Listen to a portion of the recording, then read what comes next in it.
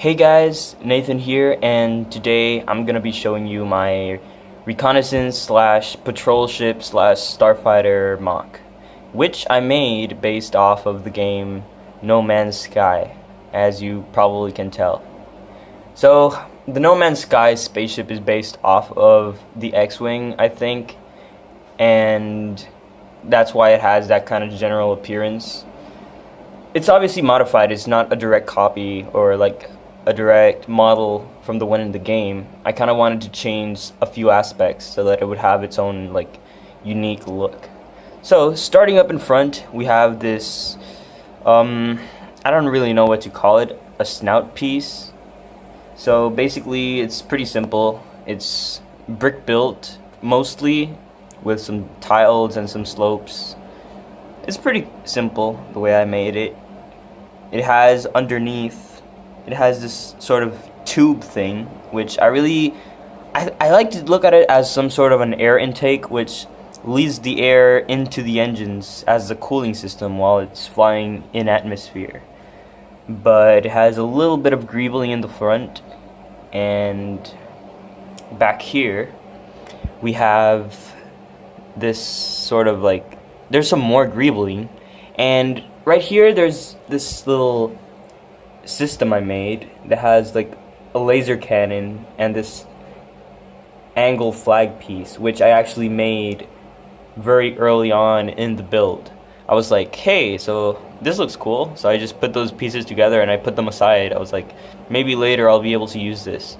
And when I was trying to find a way to add continuity to this piece here, I was like, hey, this works, so I just put it there. Originally this piece here was supposed to be white, but I didn't have it in white, so I just made it gray, which eventually kind of worked out since all of these parts are gray. So it adds like an interesting little like continuation to the engine part here. And up here we have the cockpit, which easily opens up, and inside, let's take a look at that. You have a random minifigure that I just kind of put together specifically for the spaceship. He's not really part of any faction or anything that I'm building. He's wearing the Iron Man, Iron Legion like armor uniform because it's white and it had red, and honestly my minifigure collection isn't really that expansive, so I'm kind of limited in helmet pieces too. So it kind of had this generic helmet piece and this blue visor and one of the old traditional Lego minifigure heads. You can't really see, he has kind of jagged red hair, which looks really cool, but the helmet isn't letting you see that. So inside, let me see if I can get a better view of the interior. There's a few grill pieces. You can't really see inside because most of the pieces I used to build the interior are completely black. So it does have one of the classic 2x2 slope brick control panels with the green screen. You can kind of see it there, but over here it has a little bit of tubing to represent the headrest and the seat, the grill piece, and these two black gun pieces, which actually, I don't know, you can see as levers or something, but I like the use of these little printed 1x1 round tiles, which actually came in the Lego General Grievous's wheel bike set. And it's completely made of tiles in the floor, except for this tile with a wedge in between for the minifigure legs. So you can just slip your minifigure in there like this, and he goes in perfectly. You don't even have to like pull that hard to get him out. So that's really easy to replace your minifigure. And on the side I have these little angle plates here that kind of merge into this whole panel in the back. This was originally supposed to be one large white piece, as you can see in the No Man's Sky spaceship, which is obviously my inspiration for this. So back here we have the wings, which are actually the first part of the whole spaceship that I made, the last part being the front, ironically. But they aren't that stable, but I did it on purpose because I wanted it to, when you look at it from all angles, I wanted it to be very, very thin. You can only see one plate of thickness unless you look from underneath where you see that little corner there, but for what I had to do to get them to be that thin, they are pretty stable. And they're connected with Technic pieces, so the joint is pretty stable too. It's not coming off. And this was originally supposed to be red, but I didn't have enough of these because obviously I never bought enough Atlantis sets. But I had to kind of brick build these little cylinder pieces, which don't look too bad in my opinion. Maybe this one on the back looks a little too blocky, but I kind of like the look of this one. It adds more detail and irregularity. And these are actually connected obviously with a pin, but then they're connected with more Technic on the back. So these are actually pretty strong. But they won't move up and down because of the landing gear, which you will see later on in the video. It actually prevents me from moving or adjusting the wings. So back here we have the main engine box, which originally was supposed to include a cargo hatch and a space to put your supplies, but ultimately I ended up leaving it out, which you will see why in the back. It's full of greebles. I really wanted to do this inspired on the X-Wing look with the open back with the engine sticking out. It's not very practical, but obviously you can imagine that this is like a used spaceship, so maybe it had like a completely sealed back with white, and that eventually got lost or damaged and it had to be taken out. As for the greebling in the back, as you can see, I used pretty much everything from that little turbine piece to this thermal detonator piece. A lot of like little silver 1x1 plates.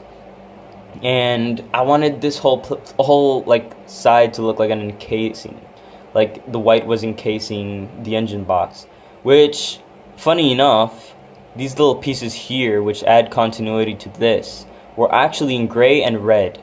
I didn't realize till like afterwards.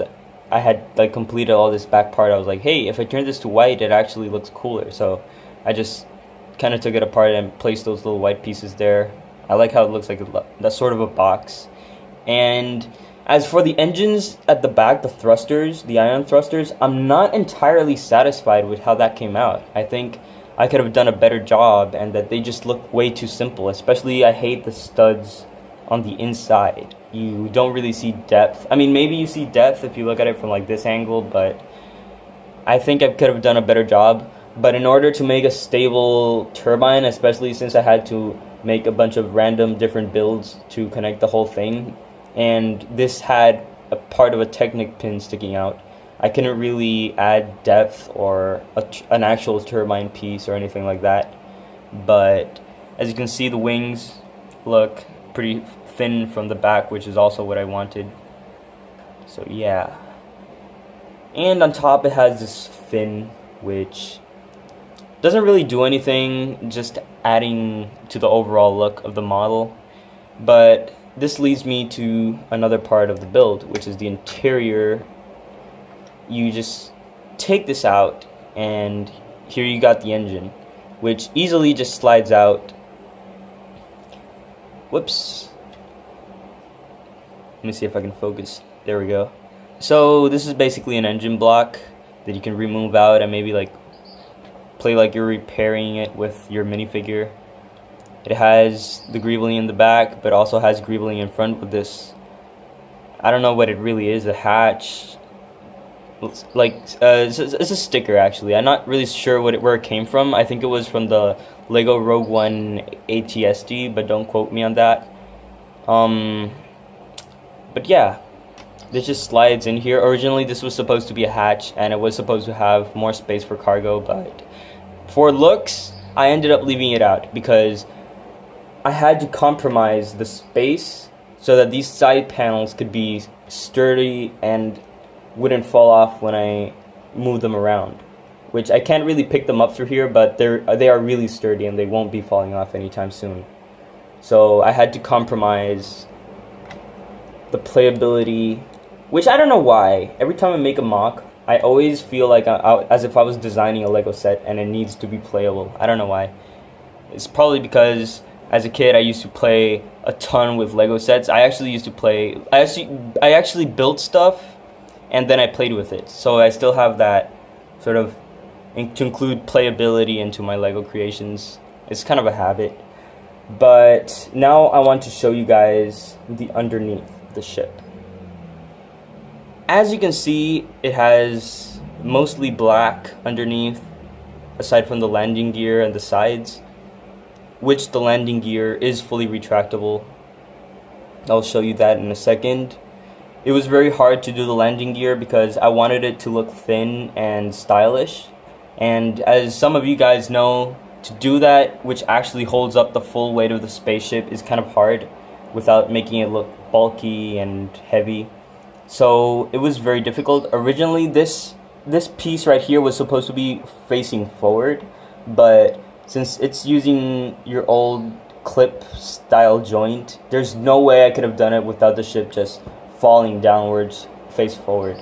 So I had to put it straight down, and for stability I added this. I'm not sure really what it's supposed to be, a landing skid, or actually the rear landing gears actually are landing skids, but this is kind of like a clamp, magnetic clamp or something to like lock on to the floor. You could use your imagination and what that is. And I'm actually gonna show you how the landing gear looks completely sealed and folded up, which I'll show you in a second. And as you can see, the landing gear completely folds up and it makes the spaceship look nice and sleek. I think you can still see it a bit through the front, but it kind of adds to the whole greebling factor, which looks pretty nice. And it even adds greebling to the back, as you can see. So I'm really satisfied with the landing gear in this set, in this MOC, and how I made it. It looks pretty cool, I think. Let me show you how it's done. It's really simple, actually. So if you guys want to like try to imitate building styles I used, then go ahead, because it's really simple. Here's a look at how I made it. I'll show you this in a second, but as you can see, I used one of those 2x2 plates with the side plate to just make it, to put those studs and bricks on their side so that the clip is facing downwards. It's really simple. Honestly, the center landing gear only has 2 studs attaching it, but it's kind of fit inside all the bricks, so it's not going to fall off unless you pull it directly down, which isn't going to happen. So that's it for the landing gear. It does kind of hold up on its own without the landing gear, but it puts stress on the wings. Whoops, camera defocused. There we go. It doesn't look that bad, actually. This side panel here holds on to the wings so they don't just slip upwards. So now what's left is for me to show you how I made the engines connect to the ship and the side panels, which I'll show you in a second. And this is what my ship looks like without these. This is how I actually made them. See, it just connects with those 2 holes to these 2 pins on the side, and you just angle these outwards a bit. So here you can see how it actually works. I'm gonna pull the landing gear out just so you can get a better look.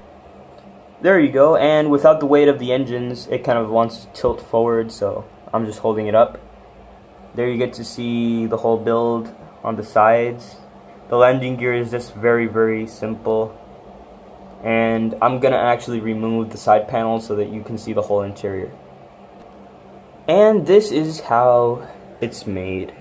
It's very simple. These side panels just attach to this piece when it's angled outwards like this, and the engine block just pops out with a slope like this, and the top just holds it all together.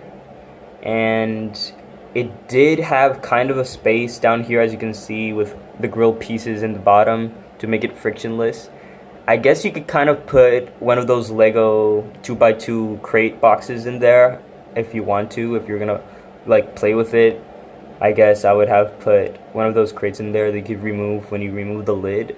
but obviously I didn't, since I'm not going to be playing with it and I don't have any younger siblings.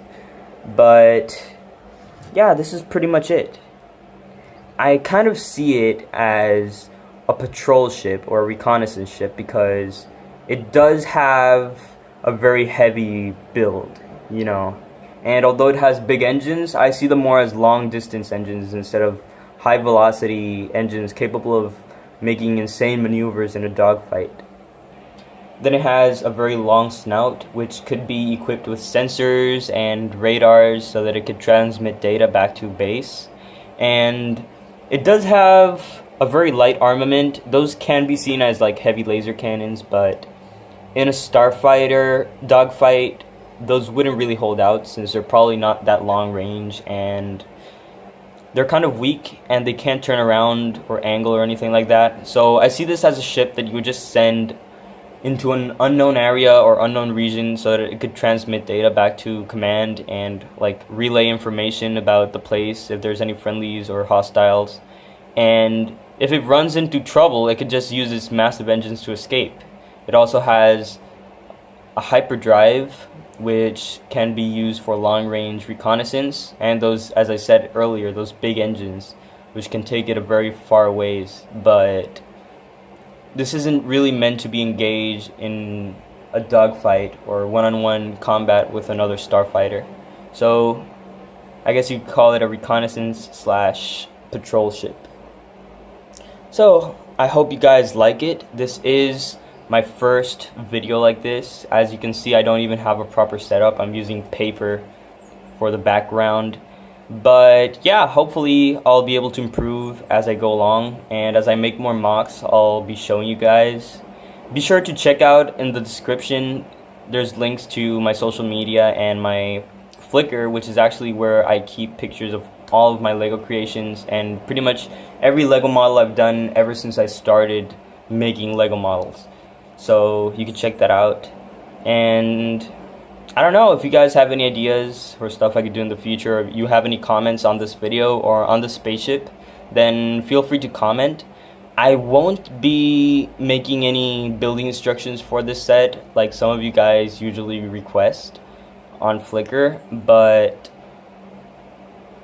probably in the future when I have a computer again, when I have Lego Digital Designer, because my computer got damaged. When I have Lego Digital Designer again, I could try replicating something like this, and I'll probably, if I do it, I'll make the building instructions and I'll post a video so that you guys could like download it. But for now, I hope you guys enjoyed this video, and I'll see you next time.